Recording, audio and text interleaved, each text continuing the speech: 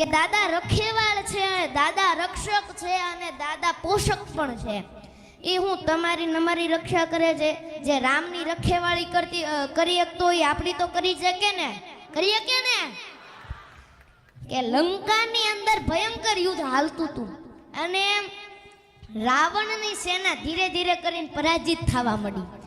પછી રાવણ એવો વ્યક્તિ હતો કે જેની પાસે છળ કપટ બુદ્ધિ જ્ઞાન વિજ્ઞાન બધું હતું એની પાસે.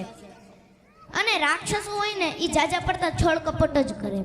એટલે એને પોતાના નાના ભાઈ કહી શકો એવા સમાન અહિરાવણ અને મહિરાવણને બોલાયા. એને કહ્યું કે ગમે એમ કરી રામ અને લક્ષ્મણનો નાશ થવો પડે.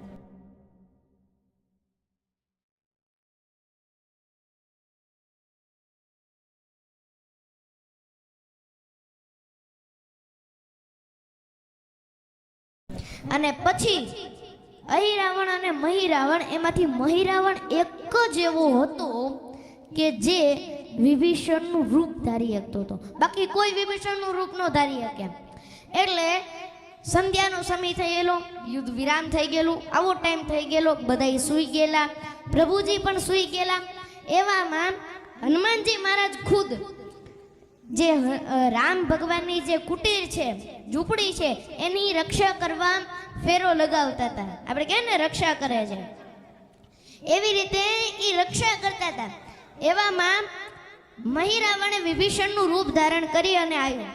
અને હનુમાનજીને ખબર પડી કે વિભીષણજી છે, એટલે વિભીષણજી એટલે લંકાનું યુદ્ધ જીતાવવામાં રામ ભગવાનને બે જ સહાય મળી, એક હનુમાનજી ને એક વિભીષણ. એ બેના કારણે જ રામ ભગવાન છે ને એ લંકાનું યુદ્ધ જીતી ગયા. એટલે વિભીષણ જાય એટલે હનુમાનજીને એમ થયું કે પ્રભુનું કંઈક એમને અર્જન્ટ કામ હોય તો એમને કંઈક મળવાનું હશે કે કંઈ અગત્યના સમાચાર દેવાના હશે પ્રભુને, એટલે એ જાતા હશે. એટલે એમને રસ્તો કરી દીધો, જગ્યા કરી દીધી. ચોકી ફેરો કરતા હતા એટલે જગ્યા કરી. એટલે પછી ઠાકોરજી પાછા વહેલા જાગે, રામ ભગવાન સવારમાં વહેલા જાગે. અને વાનર સેના પૂછવું નહીં, ભગવાન હેઠે હોય ને વાનર સેના જાડવા ઉપર, કઈ ચિંતા જ નહીં ભગવાનને. તમે કોઈ દી સેન જોયું? તમે કઈ સેન લઈ જવું હોય તો એની છાવણી કરવી પડે, એના ઉતારા કરવા પડે, એને ખાવાની વ્યવસ્થા, એની પીવાની વ્યવસ્થા. ભગવાનને કઈ ચિંતા જ નહીં, સેન જાડવા ઉપર એ એની રીતે કરી લે, ભગવાન પોતાની રીતે પોતાનું કામ. એટલે રામ ભગવાનને સારું હાલી ગયું. એટલે થયું એવું કે ઠાકોરજી કુટીરની બહાર ન આવ્યા એટલે બધાને ચિંતા થઈ, મુખ્ય રૂપથી હનુમાનજીને. તે હનુમાનજી અંદર જવા જાય એમાં મહિરાવણ પાસે એવી શક્તિ હતી ને એવી કળા હતી કે એક જ સેકન્ડમાં રામ અને લક્ષ્મણ સીધા પાતાળમાં લઈ ગયા એમને. એટલે હનુમાનજી અંદર જઈ જોયું તો કોઈ નહીં અંદર. એટલે આખી છાવણીમાં ખબર પડી ગઈ પ્રભુ નથી, પ્રભુ નથી, પ્રભુ નથી. આવી ખબર પડી એટલે આખા વાનર સેના બધી દોડધામ કરવા માંડી. એટલે વિભીષણજી આયા, જાંબવતજી આયા, મેન જેટલા વાનરો હતા એ બધા આયા. અને પછી વિભીષણે કીધું કે મહાવીર હનુમાનજી, આજે તો તમે ચોકી પહેરો કરતા હતા કે કોઈ આવ્યું હતું? હનુમાનજી કે કોઈ નતું આવ્યું. તો કે સાચું વિચારીને કયો, આમ હરખું વિચારીને. એને કીધું, એટલે હનુમાનજીને કીધું કે વિભીષણજી હા તમે આયા હતા અડધી રાતે, પછી પાછા બારા નતા નીકળ્યા. એટલે કીધું હું તો આવ્યો હતો? તો કે પાક્કું યાદ કરો. તો કે હનુમાનજી મહારાજ કે તમે જ આવ્યા હતા.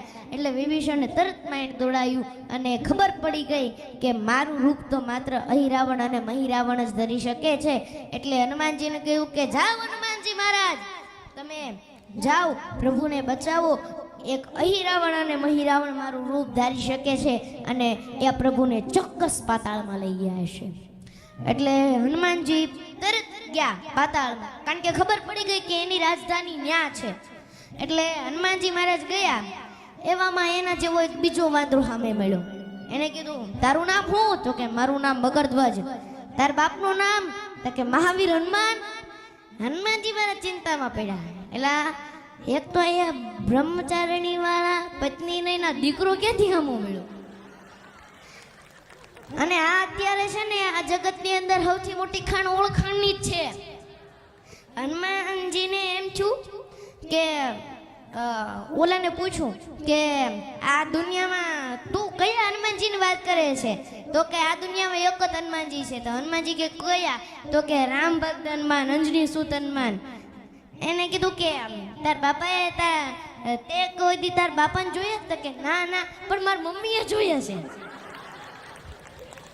એટલે એને કીધું કે આયમ પોતે હનુમાનજી એમ કીધું કે આયમ પોતે. એટલે મકરધ્વજ કે જો હું જાણતો નથી તો હનુમાનજી હું કે જા તાર મમ્મીને બોલાવી લે. બોલો ગયો દોડતો મકરી પાસે ગયો. મકરી આવી અને એનો જન્મ એવી રીતે થયો હતો કે હનુમાનજી મહારાજ લંકા સળગાવીને આવતા હતા, એમાં પરસેવાનું ટીપું પડ્યું, એ ગ્રહણ કર્યું મકરીએ અને એમાંથી જન્મ થયો, એટલે એ મકરધ્વજ કહેવાનો. અને પછી થયું એવું કે હવે તો એ પુત્ર જ ગણાય એક પ્રકારે, કારણ કે શરીરના અંગનો એક ભાગ કહેવાય ને. એટલે મકરી આવી એને કીધું કે કેટલા વર્ષે તમને જોયા, તમારા દર્શન થયા, હું તમારા દર્શનથી ધન્ય થઈ ગઈ. ઓલા મકરધ્વજને કીધું પગે લાગ તારા બાપા છે. પછી મકરધ્વજે કીધું કે પ્રભુ તમે અહીંયા કેમ? તો કે અહીંયા અહિરાવણ અને મહિરાવણ મારા ઈષ્ટ રામ અને લક્ષ્મણને લઈને બંધન કરીને લાયા છે. એને કીધું હા પ્રભુ લાયા છે. એટલે હનુમાનજીએ કીધું કે તું મારો દીકરો છો, તું મને રામ કાર્યમાં મદદ કર.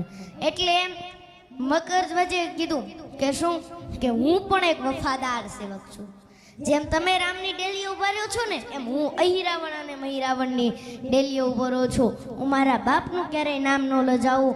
જો તમારે જવું હોય ને તો યુદ્ધ કરીને જ જવું પડશે ને મને જીતીને જ જવું પડશે. પછી હનુમાનજી અને મકરધ્વજનું ભયંકર યુદ્ધ થયું. એમાં મકરધ્વજ હાર્યો. પછી મકરીએ માર્ગ પ્રશસ્ત કરીને કીધું કે તમારે જો અહિરાવણ અને મહિરાવણના મૃત્યુના સમાચાર જો જાણવા હોય ને તો એની પત્ની ચંદ્રલેખા છે ને એને ખબર છે. એટલે હનુમાનજી મહારાજ ગયા, કીધું કે આ તો જો હું તને પૂછું છું, આમ તો પૂછાય નહીં કારણ કે તારા મંગળસૂત્રનો સવાલ છે, આનું મોત કેમ થાય એ મને કે. અને ઓલી હોતાની એવી કંટાળી ગયેલી, રોજ માનતા કરતી ત્યાં ગુજરી જાય તો સારું. એટલે પછી ચંદ્રલેખાએ પછી અક્ષરત કરી કે જો હા હું તમને કહી તો દઉં, પણ રામ છે ને એને મેં જોયા છે, એની હારે મારા લગ્ન કરાવી દો ને તો હું તમારી વાત માનું. હવે હનુમાનજી મૂંઝવાના કે આ તો એક પત્ની વ્રતવાળા છે, હવે આ બીજા લગ્ન ક્યાંથી કરાવવા? એટલે પછી હનુમાનજી મહારાજે કીધું કે હું તારી શરત મંજૂર કરું, પણ તારે હું રામ ભગવાનને છોડાવીને આવું એટલે પછી હું તારા આ હાથી દાંતના પલંગ ઉપર ભગવાનને જો બેહાડું ને કોઈ વિઘ્ન ના આવે તો તારી શરત મંજૂર. એટલે હનુમાનજી મહારાજને આવી શરતો કરીને હનુમાનજી મહારાજ ગયા. અને પછી અહિરાવણ અને મહિરાવણને રાવણના જે કુળદેવી છે વિંધ્યવાસીની, એમની મૂર્તિમાં હનુમાનજી મહારાજ સમાઈ ગયા. અને પછી મૂર્તિમાં સમાઈ ગયા એટલે પાછા આવીને એમ નામ નહીં, રામ ભગવાનને નાગ પાશોને બેડીઓથી બાંધી દીધેલા એટલે છૂટે તો નહીં. અને પછી હનુમાનજી મહારાજ આવી ગયા એટલે એના જે ભૂદેવ હશે મંત્ર બોલવા વાળા, એને અહિરાવણ અને મહિરાવણને કીધું કે હવે માતાજીને ભોગ ધરાવો. અને જેટલા ટોપલા નાખે ને આમ નાખે ને હનુમાનજી મહારાજ આમ ખાઈ જાય, જેટલા નાખે ને ખાઈ જાય. પછી તો દાદાને એમ છું કે હમણે મહેનત કરવાની, થોડુંક ખાઈ લઈએ તો સારું જ કહેવાય. એટલે પછી જેટલો ભોગ ધરાવે એટલો હનુમાનજી મહારાજ જમી જાય. અને પછી છેલ્લે ભૂદેવે કીધું કે હાથમાં ખડક લીધા અહિરાવણ અને મહિરાવણે, અને રામ અને લક્ષ્મણને કીધું કે તમારા ઈષ્ટ અને તમારા જે રક્ષક હોય એને યાદ કરી લેજો. એટલે લક્ષ્મણે ભગવાનના કાનમાં કીધું રામ ભગવાને કે હવે તો કોઈ હારો દેખાતો નથી. પછી રામ ભગવાને હું કીધું કહું કે ચિંતા ન કરતો, અંજનીના દીકરા સિવાય કોને યાદ કરવાના હોય? આ નાની વાત નથી હો. જો પરમ પરમેશ્વરને જો હનુમાનની જરૂર પડતી હોય તો આપણે માણા છીએ કે ભક્તા દુઃખ પ્રભુ બંજે એસી બાતા અનેક પર દુઃખ બંજે દેવરા એસો અંજની જાયો એક. અને પછી રામ ભગવાને શું કીધું કહું, ચિંતા ન કરતો એ આવી ગયો છે, આ બા નથી આ બાપો છે.